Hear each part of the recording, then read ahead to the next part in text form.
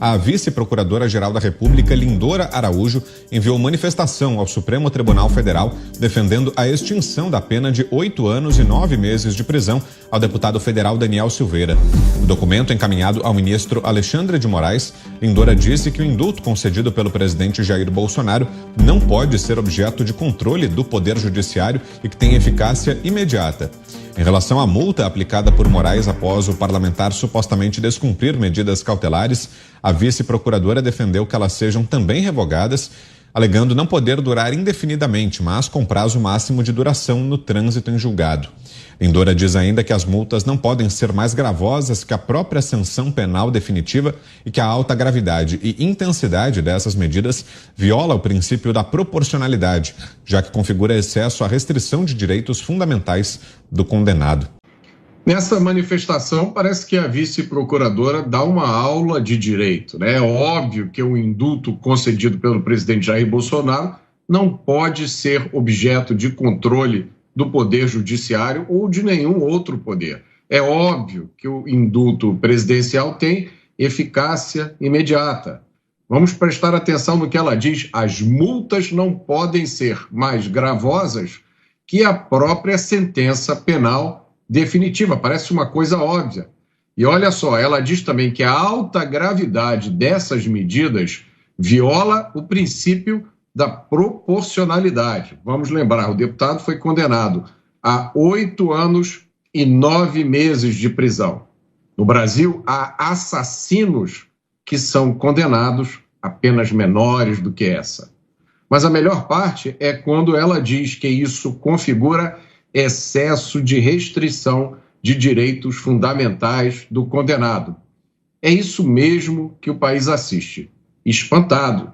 Violação de direitos fundamentais de deputados, de jornalistas e de cidadãos comuns. Então, parabéns, doutora Lindora. Esse é o estado de coisas que a gente está no Brasil, absolutamente exótico, em que não há controvérsia, Vitor. Não tem controvérsia nesse assunto nenhuma. É porque tem um Supremo que está seguindo o direito criativo. Então tem que vir o Ministério Público para dizer: olha, Supremo, a Constituição vale, a lei vale, tem que seguir. E aí o Supremo vai pegar esse parecer e vai ver: vou ver se eu vou cumprir desse jeito ou se eu vou dizer que é de um jeito diferente.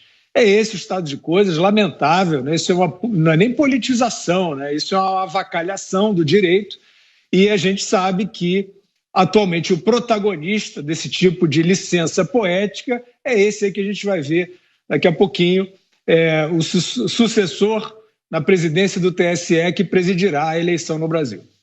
Caso complicado, né?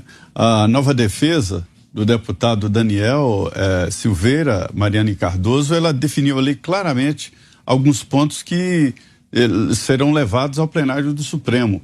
Entre eles é o seguinte: se não existe o corpo principal, não existe acessório. Ninguém tem um toca-fitas sem carros, os carros de antigamente como acessórios. Hoje vem tudo integrado, né? Mas naquela época não existia. O que é essa origem de acessório? É alguma coisa que vem seguindo outra. Se a pena foi extinta, é claro que os acessórios, ou seja, as penas acessórias, a gente fala muito em multas, o cálculo aqui é de mais de 1.500.000 de multas, seguindo todo o processo. E depois tem a inelegibilidade. E a justiça é um tripé: defesa, acusação, que é uma competência exclusiva do Ministério Público, e o juiz decide entre os dois. Se os dois estão pedindo a mesma coisa, fica muito difícil para o juiz decidir extra processo, ou seja, uma terceira decisão. E se houver a decretação de uma nova prisão ou nova restrição de direitos, terá que passar necessariamente pelo plenário da Câmara dos Deputados. Então, essa é uma participação importante do Ministério Público, que dá ali uma certa oxigenação no processo e tira um pouco aí dessa história, dessa picuinha que se trata de uma disputa pessoal. Não pode ter disputa pessoal na justiça. E o ministro Luiz Roberto Barroso, do Supremo Tribunal Federal, apresentou uma queixa-crime na corte em que pede a abertura de uma ação penal contra o ex-senador Magno Malta por calúnia. Durante o CEPAC Brasil, realizado no último fim de semana em Campinas, Malta disse que Barroso tem 2 processos no Superior Tribunal de Justiça por espancamento de mulher e que poderia provar suas afirmações. A declaração foi replicada nas redes sociais, o que foi apontado pelo magistrado como agravante.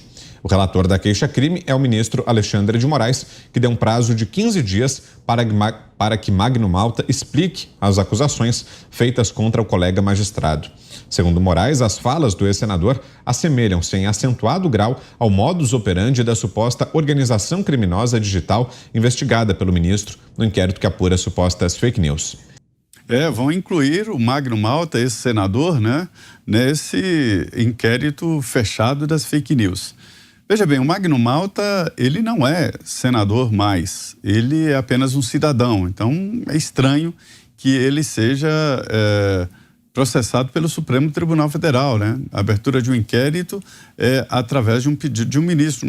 Eu não entendo como a ordem jurídica pode ser invertida nesse ponto.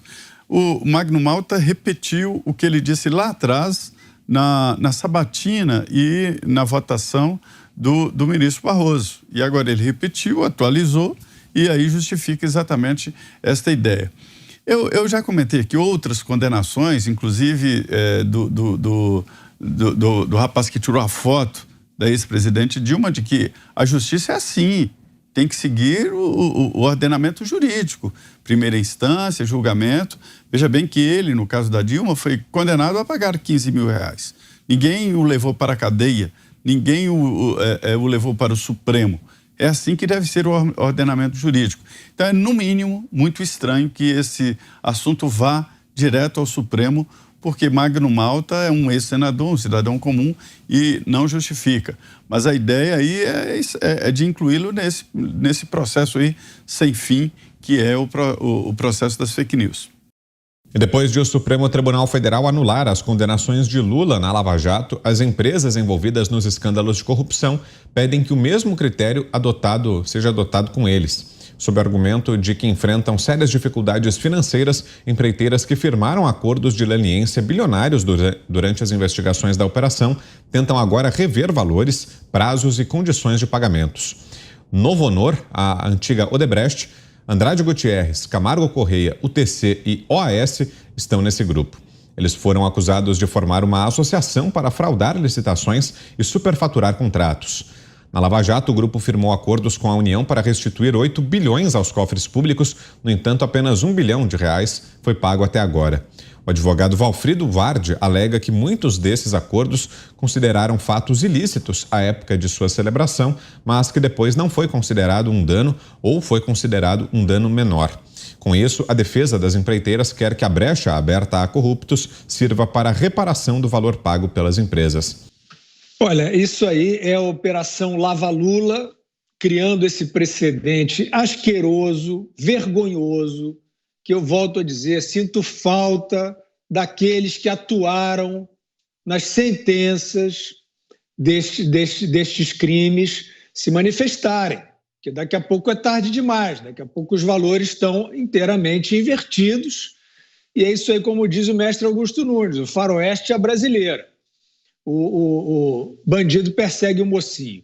Agora, rapidamente, só sobre o comentário anterior, o assunto anterior do Luiz Roberto Barroso. Eles, no Supremo, estão fazendo política histriônica, demagógica, eles amam esta feira de provocações. Esse é o elemento. Dizer que tem uma quadrilha intergaláctica de fake news, que é o mal e ele é do bem, eles adoram isso. O que eu quero saber, e acho que muita gente, é o que o ministro Barroso quis dizer quando ele disse que as Forças Armadas estavam instruídas para atuar contra a segurança eleitoral. Isso é uma afirmação gravíssima. Ele fez uma insinuação de golpe por parte das Forças Armadas contra o processo eleitoral. Isso foi dito por um ministro que presidiu o TSE e é ministro da Suprema Corte. Alguém vai pedir esse esclarecimento ao ministro Barroso ou as palavras, a licença poética, o direito criativo, a politicagem na cúpula do judiciário brasileiro estão oficializados?